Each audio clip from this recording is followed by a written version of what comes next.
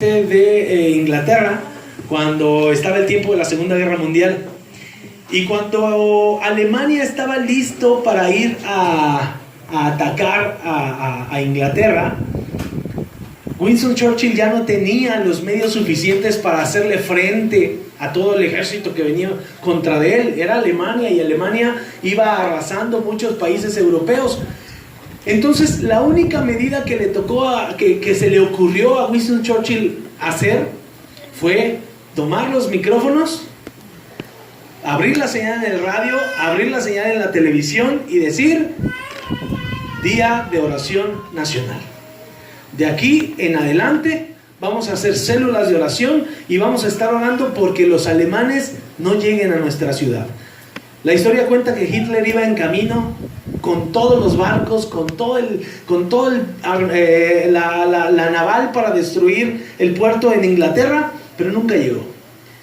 Dicen los meteorólogos que ese día hubo una densa niebla, el clima se puso como loco por todos lados y evitó que Alemania llegara a Inglaterra a destruir esa ciudad.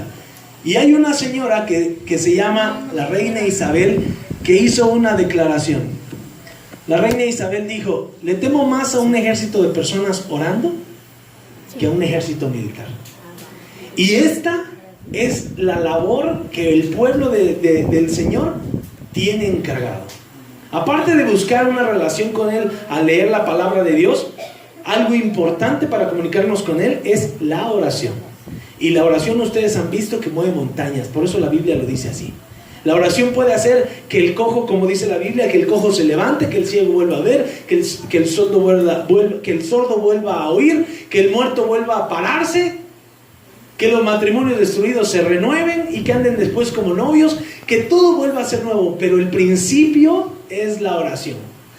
Si el poder de Dios pudo detener a un ejército así de grande, ¿no podrá detener a las personas, las situaciones que te están persiguiendo? Claro que sí. A eso se le llama fe. En Hechos 12, la Biblia nos dice, ¿se acuerdan en la semana pasada, el domingo, estuvimos nosotros analizando cómo a Pedro se le aparecen los judíos y le dicen: necesitamos que nos des cuenta de lo que estás haciendo en Antioquía? Miento, con Cornelio, ¿se acuerdan? Pedro fue a la casa de Cornelio. Cornelio era un hombre gentil y le piden cuentas. Y después en Antioquía mandan a Bernabé para que ellos revisen lo que estaba sucediendo en Antioquía, si iba conforme a la palabra de Dios. Pero en Hechos 12 la Biblia nos dice que en los tiempos que estaban viviendo esos creyentes eran tiempos difíciles, eran tiempos de persecución, porque ahora no nada más le tenían que dar cuenta a sus propios hermanos, sino que ahora había un rey que se llamaba Herodes, que estaba persiguiendo a los cristianos, no a los judíos, porque si usted le lee ahí, Herodes estaba siendo agradable a los judíos. ¿Cómo? Matando a los cristianos. Y en ese capítulo 12, Herodes captura a Jacobo y captura a Pedro. Pero resulta que como no era suficiente presión, este varón se pone a perseguir a estos dos varones, Jacobo, el hermano de Juan, que también era conocido como los hijos del fuego, del trueno. ¿Se acuerdan? La Biblia dice que Juan y Jacobo eran conocidos como los hijos del trueno y su papá se llamaba Zebedeo. A ellos fueron a los segundos a los que llamó Jesús. Primero llamó a Simón y a Andrés, y después, pasando por las barcas, dice que encontró a Juan y a Jacobo y les dijo: síganme. Entonces estos dos hombres eran los más cercanos a Jesús. Cuando Jesús quería ir a orar y se alejaba, solo llamaba a 3 personas. ¿Quiénes eran? Pregunta, punto para el hijo del pastor. No, si no lo cachetea. Jacobo, Juan y Pedro eran los 3 más cercanos, y ahorita estaban encarcelados 2 de ellos. Dice su Biblia ahí en el versículo 12 que este hombre pasó a espada al buen Jacobo. ¿Qué es pasar a espada a los hombres? Le cortó la cabeza, lo descabezó. Pero algo que me llamó mucho la atención cuando estaba analizando la lectura, dije: Señor, ¿qué es lo que tú nos quieres mostrar en este pasaje? Porque hacer un estudio lineal de la Biblia es complicado, ¿sabe? encontrar el mensaje central en un estudio bíblico lineal, Hechos 11, 10, 11, 12, 13, no es tan sencillo. Pero yo le preguntaba, Señor, ¿qué es lo que quieres tú mostrarnos en esta situación? Fíjese lo que salió. Usted recuerda que un día delante de Jesús llegó una mamá. Cálmate. Llegó una mamá y la mamá llegó con sus dos chiquitos a un lado, ¿no? Con sus dos varones. Llegó, uno se llamaba Jacobo y del otro lado llegó con Juanito, los mismos hombres de los que estamos hablando. Y esta mujer llegó delante de Jesús y les dijo, abra su Biblia, Mateo 20, versículos del 20 al 23. Está Jesús, la señora y sus dos hijos enfrente de Jesús. Vea lo que dijo y póngase de pie, por favor, para que podamos leer la palabra de Dios. ¿Ya está listo? Mateo 20, del 20 al 23 dice ahí. Entonces se le acercó la madre de los hijos de Zebedeo con sus hijos, postrándose ante él y pidiéndole algo. Ordena en tu reino se sienten estos dos hijos míos, el uno a tu derecha y el otro a tu izquierda. Entonces Jesús respondiendo dijo, no sabes lo que pides. ¿Puedes beber del vaso que yo he de beber y ser bautizados con el bautismo con que yo soy bautizado? Y ellos dijeron, podemos. ¿Todos? Él les dijo, a la verdad de mi vaso beberéis, y con el bautismo con que yo soy bautizado seréis bautizados. Pero el sentaros a mi derecha y a mi izquierda no es mío darlo, sino a aquellos para quienes está preparado por mi Padre. Amén. Tomen su lugar.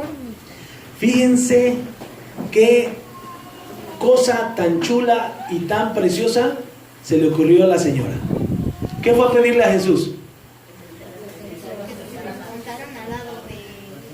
Dales el honor a mis hijos de que cuando vengas pongas tu reino, que mi hijo sea el secretario de gobernación y que el otro sea el secretario de hacienda.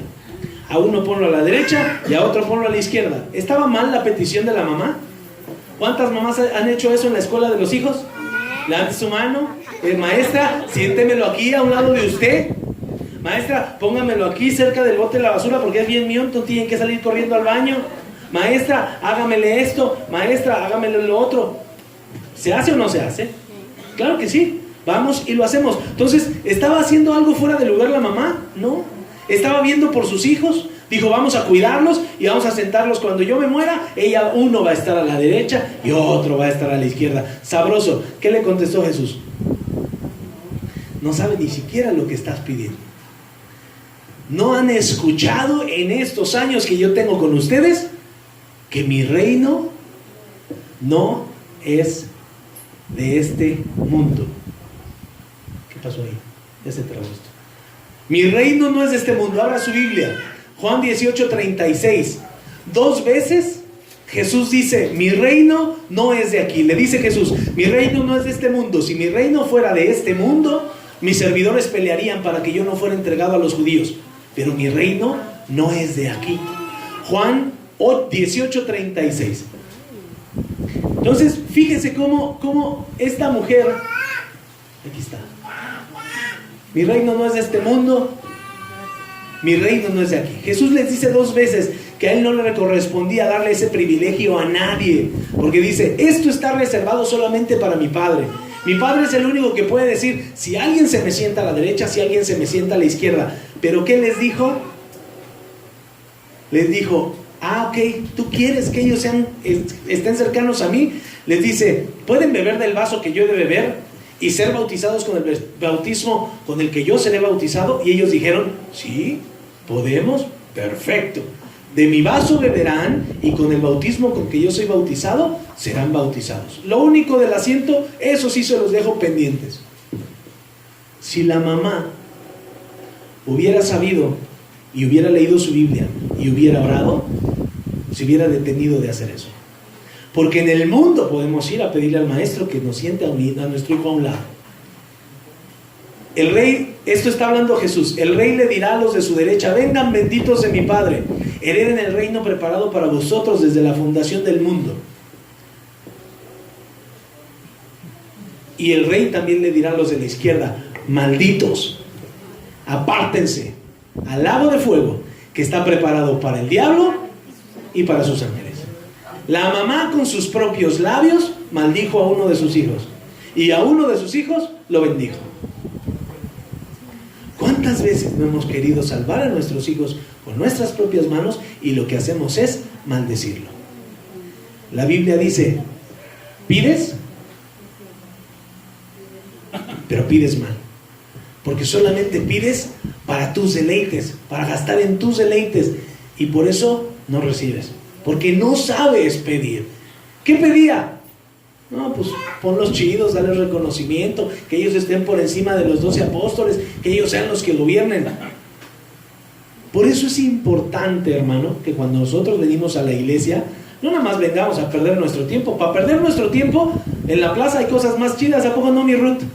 Hay fútbol, hay tortitas ahogadas, podemos jugar maquinitas, podemos irnos a la calle del taco que está allá por Tonalá. ¿Qué hacemos aquí?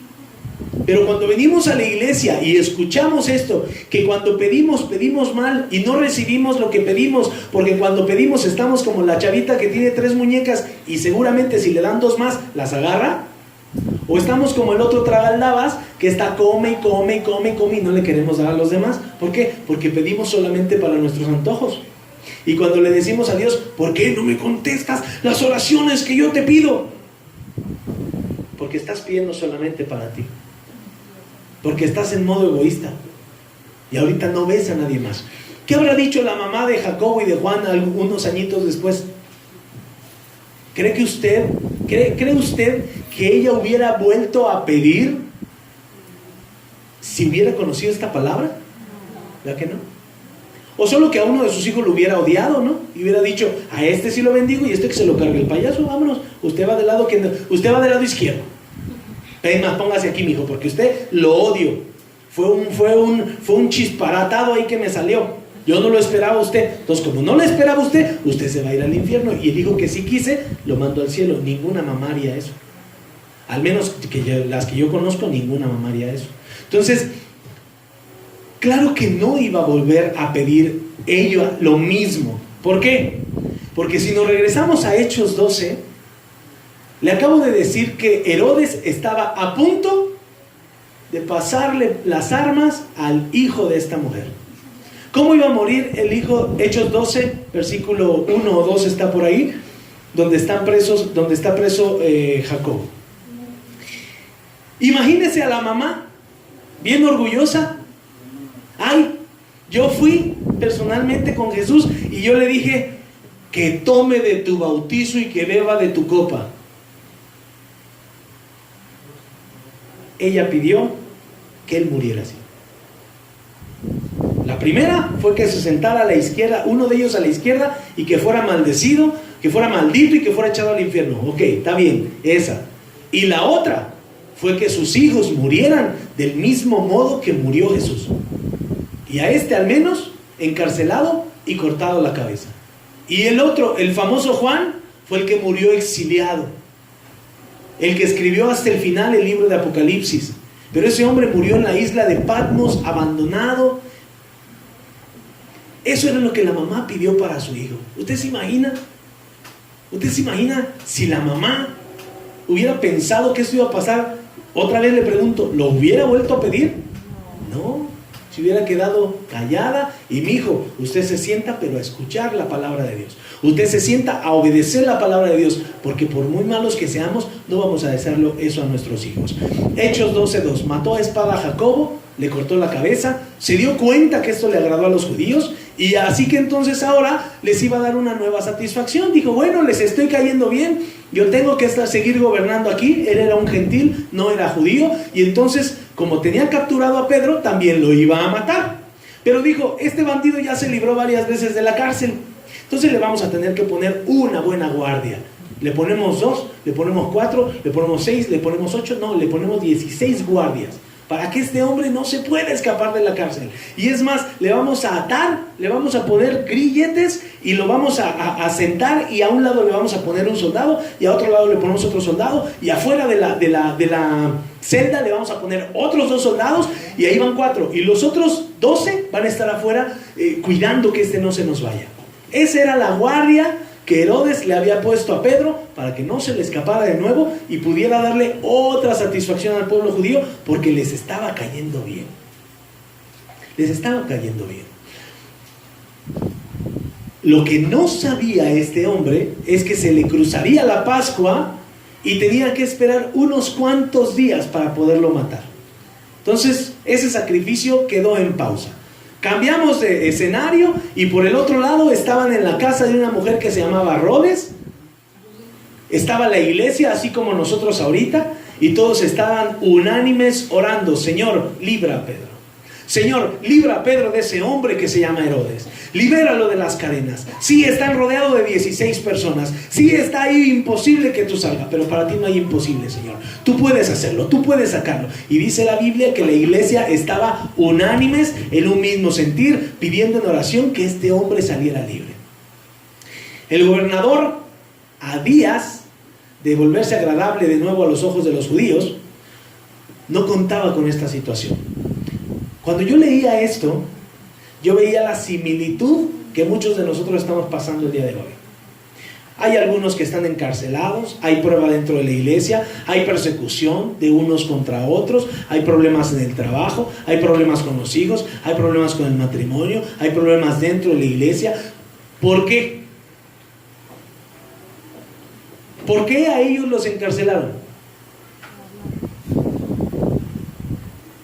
¿Por qué encarcelaron a Jacobo y a Pedro? ¿Por qué mataron a Esteban? Porque predicaban el evangelio.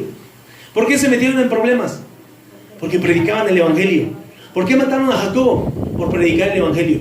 ¿Por qué está encarcelado ahora Pedro? Por predicar el evangelio. ¿Por qué está metido usted en problemas? Por querer predicar el evangelio. O le cambiaron o está metido en problemas por ratero, por mentiroso, por lujurioso. Revísese.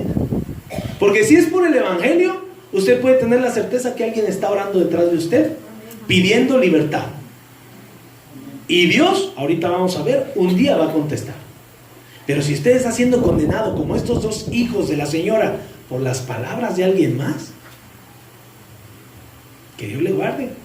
Que Dios le guarde. Fíjense cómo es difícil aceptar los tiempos de transición cuando estamos solos. Es muy complicado, pero cuando sabemos que tenemos una iglesia, eso respalda. Eso sabemos que nos puede dar la fuerza, la fortaleza para que más rápido se caigan de las cadenas, los señalamientos, la acusación que el enemigo le pone a los hijos de Dios. Porque es difícil cuando estás trabajando y te sientes encadenado y no puedes ser libre para hacer las cosas. Y si haces esto, el enemigo te entra por acá. Si haces por aquello, te sale la familia. Si haces por acá, que es el trabajo. Si le haces por acá, que es hasta tu propia pareja. Y dices, no manches, entonces, ¿qué estoy haciendo aquí? ¿A poco no? Levanta su mano de testimonio. La agarró, se le puso pieza para abajo. Es muy difícil. Pero déjale hago una pregunta. ¿Le creyó a Jesucristo solamente para creerle cuando las cosas van bien? Porque pareciera que a veces la gente es así, y yo soy el primero de ellos. Le sacamos a los pleitos. Señor, porque yo tengo que pasar por aquí. Lea su Biblia. Ahí está el letrero en el cielo. Lea su Biblia. Ciudad Juárez, lea su Biblia. Sobre federalismo, lee tu Biblia. En los coches dice, lee tu Biblia. Pues el creyente no la lee. Mismo caso de la mamá, no la leyó, no se acercó al Señor. Entonces, ¿solo le vamos a servir a Dios cuando las cosas vayan bien? No. ¿Seremos cristianos solo cuando todo nos ayude para bien? No, porque también lo malo, cuando lloramos, cuando nos sentimos frustrados, cuando usted siente que se va a infartar como el pastor, cuando usted siente que se va a morir, en ese momento, cuando se siente solo, ahí está Dios con usted. Y dice la Biblia, ¿por qué si le cree solo en las cosas buenas? Hay que creer cuando dice que al que cree en Dios, todas las cosas le ayudan para bien, incluso lo malo ayuda para bien. ¿Por qué? Porque cuando estamos bien nos acercamos a Dios tibiamente. Pero ahí te quiero ver si te dicen tienes SIDA, tienes cáncer, tienes 15 días de vida. No sales de la iglesia, pero te lo firmo. Si está muriendo tu papá, te vas a ir a la plaza a comer unos esquites, ya mero. De aquí no te saco. Pastor, déjeme las llaves. Voy a hacer ayuno y oración 15 días. Los 15 días que le quedan a mi viejo de vida, esos 15 días yo los voy a entregar con todo mi corazón. ¿Y por qué no lo hiciste antes? Porque hasta que se te está muriendo el niño. A los que aman a Dios, las cosas buenas y las cosas malas les ayudan para bien, hermano. Disfrute el tiempo de prueba que está viviendo. La Biblia dice en Romanos 12:12 que la iglesia debe de ser gozosa en la esperanza, sufrida en la tribulación, pero constante en la oración. Si algo no le debe de faltar al creyente es oración. Usted se da cuenta cuando alguien ora y cuando no ora. ¿Por qué? Porque tiene dominio propio. El fruto del Espíritu se manifiesta en esas personas: amor, gozo, paz, paciencia, bondad, benignidad, fe, mansedumbre y templanza. Y la Biblia dice: contra esas cosas no hay ley. El mismo diablo le va a comprar las Coca-Colas a Dios y regresa. O sea, le hace los puros mandados. ¿Por qué? Porque Dios le da el diablo le da cuentas a Dios. ¿Dónde andabas? Andaba dando la vuelta. ¿Qué andabas haciendo? Andaba haciendo esto. ¿Por qué le da cuentas? Porque está sujeto a autoridad, como todos nosotros. Entonces, si la oración, hermano, pudo evitar un ataque a una ciudad, ¿qué no puede hacer ese mismo poder de Dios? Obrando a tu favor, obrando a favor de la iglesia de estos años y obrando en la prueba que estás enfrentando el día de hoy. ¿Qué no puede hacer? Quiero que me digas, ¿tu problema es más grande que Dios? Para Dios nuestro problema es nada. Para nosotros es un mar. Nos ahogamos, nos morimos. Pero cuando estás dentro del vaso, porque si le haces así y te pones a trabajar para Dios y dejas ese problema a Él en sus manos, te vas a dar cuenta que ese problema se arregla solo, porque Dios lo va a arreglar. Romanos 12:12, perdón. Gracias, Gerita. Es cierto, yo aquí lo tengo 12:12. Entonces la iglesia debe de gozarse en la esperanza. Debe de sufrir en la tribulación, sí, como no, somos humanos, suframos la tribulación, pero también constantes en oración para que podamos soportar. Entonces, hermano, ¿quién te ha encarcelado en estos días?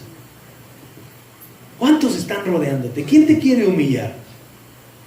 La oración es la respuesta a ese tiempo de opresión. Y esa es la respuesta que Dios me dio cuando yo le dije: Señor, ¿qué es lo que nos quieres mostrar en esta parte? Sí, pedimos como no merecemos, pedimos como no entendemos. Señor, dame esto. No te lo da porque va a ser para ti, pero cuando estamos en medio de la prueba tenemos que aprender a esperar la respuesta de Dios, porque cuando damos un paso es cuando dudamos de Él. Cuando nosotros queremos mover las cosas por nuestras propias manos, es cuando le decimos: Dios, tú no tienes poder, dame chance, yo me encargo de esto, deja soluciono mi problema. ¿Y qué pasa cuando hacemos eso? Todo se complica mucho más. Y es como si te movieras cuando te ponen ese trampita en el dedo, que le jalas y se atora. Se atora y le jalas y más se aprieta y no te lo puedes quitar.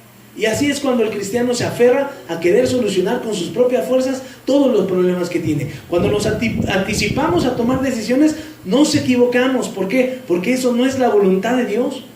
Lo que nosotros hacemos para solucionar nuestros problemas no es la voluntad de Dios. Tenemos que aprender a esperar.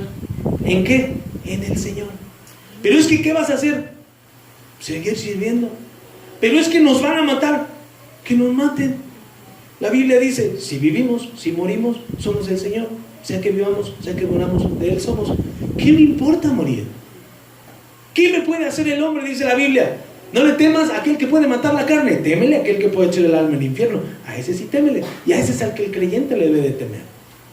Se nos olvida que hay una vida eterna y hay una vida eterna en el cielo y una vida eterna en el infierno. Pero ¿qué pasa con Pedro cuando él estaba en la cárcel? ¿Cuál era la actitud? Yo dije: Señor, ¿cuál era la actitud de este varón en medio de la presión, en medio de la situación? Encarcelado, amenazado de muerte, solo, rodeado de 16 vatos que ni siquiera creían en lo mismo que él, porque la Biblia no dice que estuviera alguien más ahí con él, creyendo, cantando, alabando, como en otras situaciones. La Biblia dice: se presentó un ángel de luz. Léalo desde el versículo 6. Cuando Herodes le iba a sacar, aquella misma noche estaba Pedro durmiendo entre dos soldados, sujeto con 2 cadenas, y los guardas delante de la puerta custodiaban la cárcel. Y he aquí que se presentó un ángel del Señor y una luz resplandeció en la cárcel, y tocando a Pedro en el costado, le despertó diciendo: levántate pronto. Y las cadenas se le cayeron de las manos. Dígame, ¿Pedro estaba llorando? Pedro estaba: ¡oh, Señor, me voy a morir! Estaba bien jetón, tan jetón que no vio ni la luz. El ángel le tuvo que hacer: Pedrito, párate.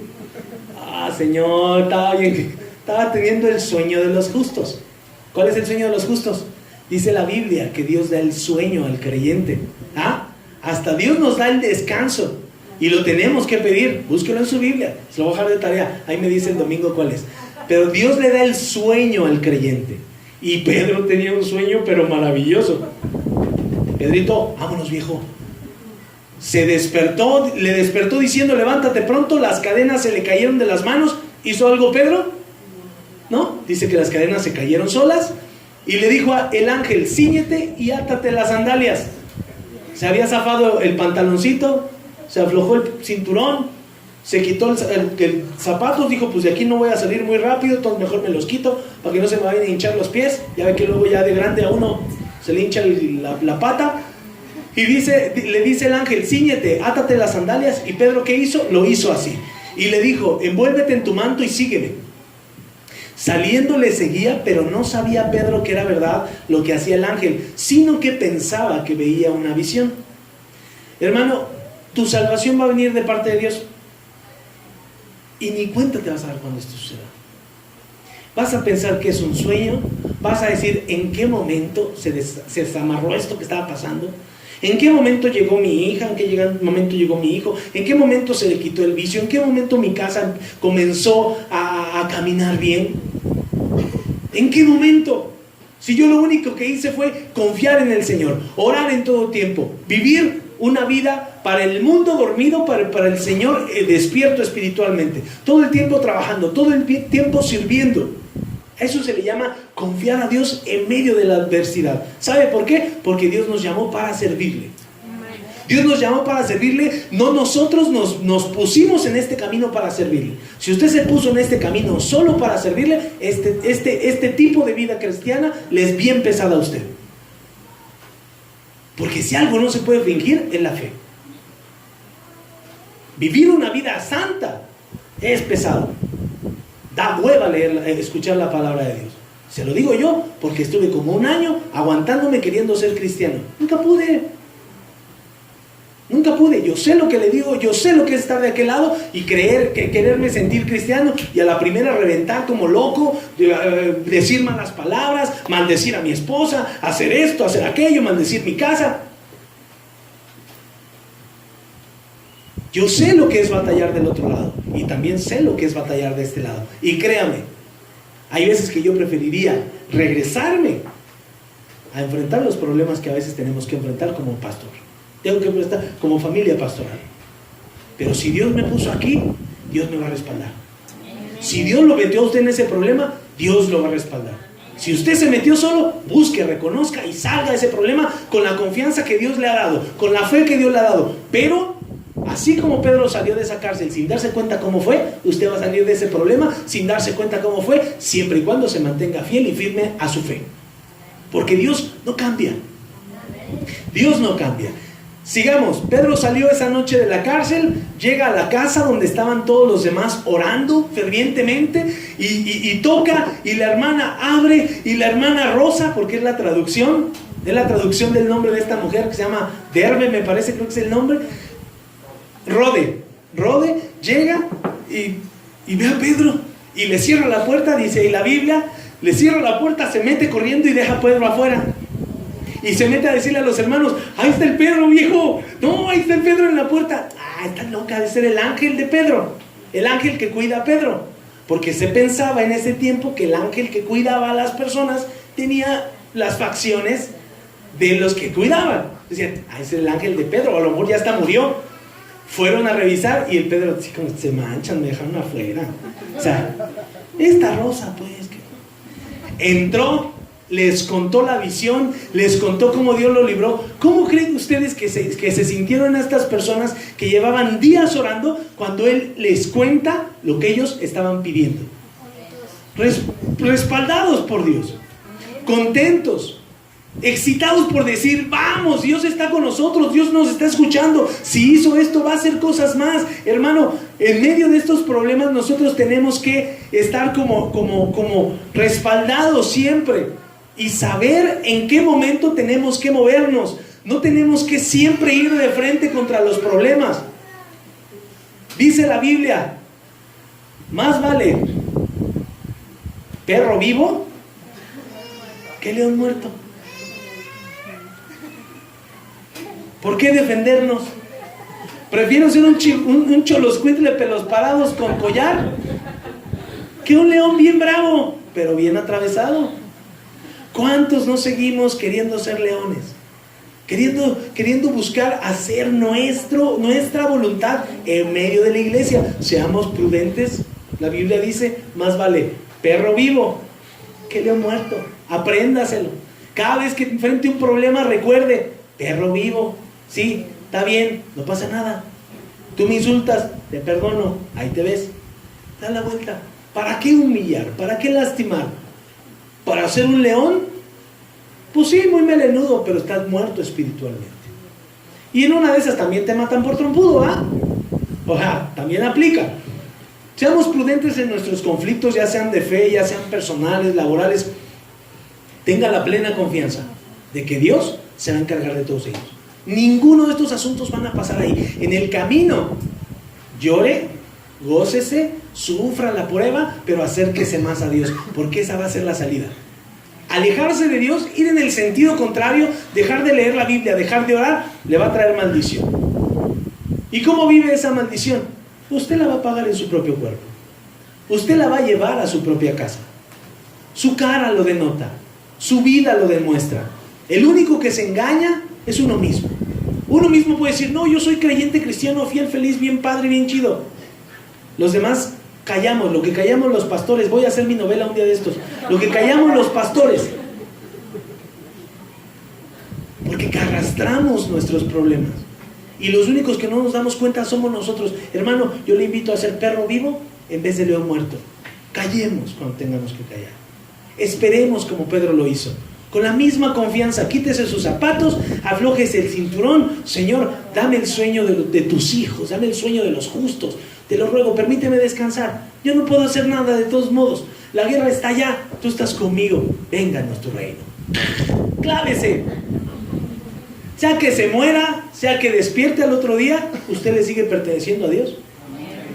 Si despierta allá, allá nos encontramos. Pero no baje las manos en su fe. En el mundo, recuerde, siempre tendrá aflicción. Siempre. ¿Qué pasó después? Ahí lo lee usted en su casa. Los carceleros murieron a manos de Herodes porque les echó la culpa de que se les escapara el Pedro. Pero, si usted lo ve ahí en el versículo 23, tiempo después, dice la Biblia que un ángel fue con Herodes y lo hirió.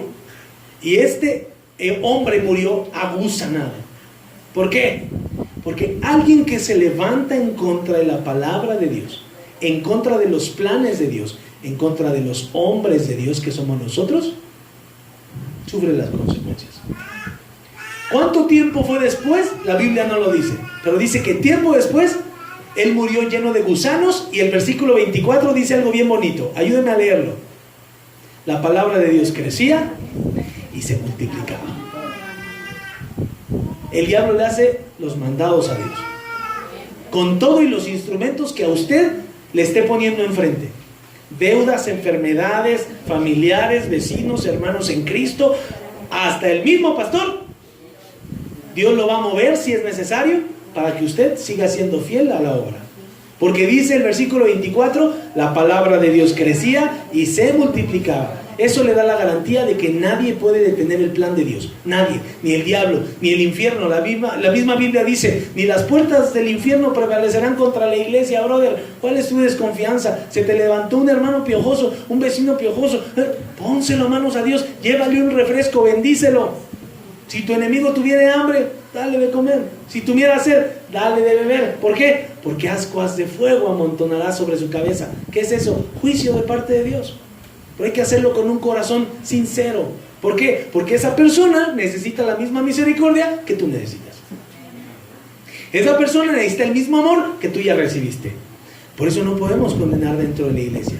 Herodes, ojalá y en esos años pudiera haber encontrado salvación, pero si no, fue su decisión, a lo mejor lo escuchó muchas veces. Entonces, nosotros somos hijos de Dios. La justicia llegará en su justo momento, las cadenas van a caer y todo será conforme a la voluntad de Dios. Tú te vas a despertar otra vez, te vas a volver a ceñir el cinturón, te vas a volver a amarrar las agujetas de tu calzado, pero para seguir sirviendo a Dios. Y tu problema ya no va a estar. ¿Por qué? Porque Dios tiró las cadenas. Dios te abrió las puertas. Y para eso se necesita fe.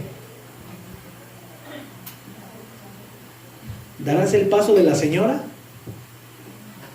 ¿O te vas a quedar quieto esperando a que Dios mande a su ángel a que te respalde y a que te diga: no muevas nada, yo estoy contigo, nunca te he abandonado, aunque tu padre y tu madre te dejaren, yo siempre estaré ahí?